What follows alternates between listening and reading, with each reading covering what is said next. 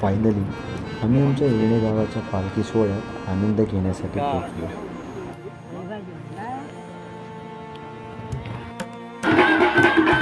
So finally आपण आता आपल्या पालखीजवळ जिची आपण आतुरतेने वाट बघत होतो आपण तिकडे पोहोचलो आहे. आणि हे सगळे आपल्या गावातली मंडळी आहे.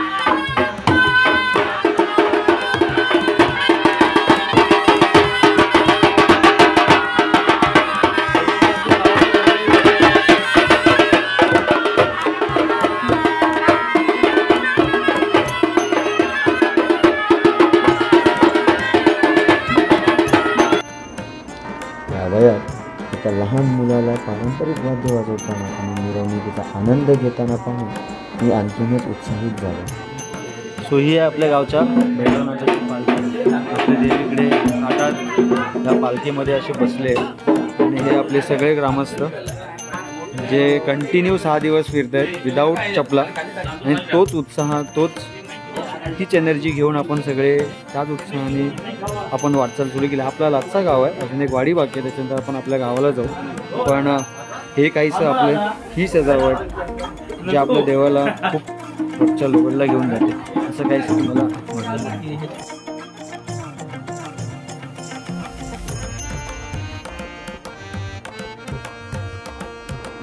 पारंपरिक खालूबाजासह आम्ही प्रत्येक घराला भेट देतो. तिथे पालखी बसवली जाते आणि गावकरी खणनारळाची ओटी भरून मनोभाविक पूजा करतात. आणि मग पालखीसोबत असणारे खेळी त्यांच्या काही इच्छा असतील देवापुढे मनसतात.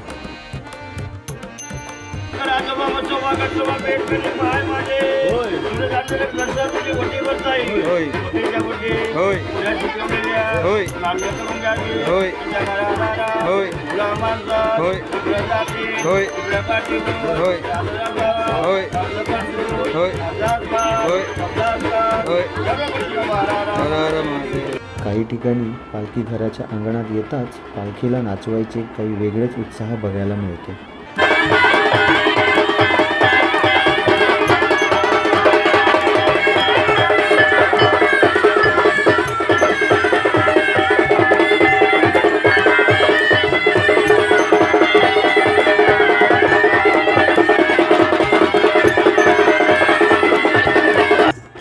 मग आमचा भैरी देव पुन्हा दुसऱ्या भक्ताच्या दारी जाण्यास तयार होतो. याच उत्साह संपूर्ण खेळी पायात चपला न घालता नातानातून गावोगावी फिरत असतात. आता संध्याकाळ झाली आणि येणे गावाच्या भैरी देवाची पुन्हा परतण्याची वाटचाल सुरू झाली. शेवटच्या गावचा महिलांचा उत्साह पाहून लेझिमच्या आवाजावर नाचत खेळत सोडण्यास गावकरी तयार झाले.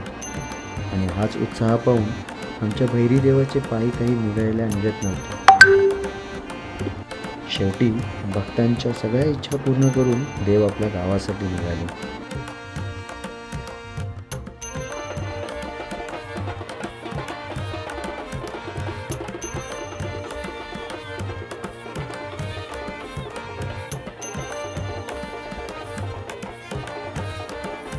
चला तर मग येताय ना आपल्या गावात पालखीचे स्वागत करायला थांबू. आणि तुम्ही पण नक्की पहा आपण कसं प्रकारे स्वागत करतो आपल्या पालखीचं.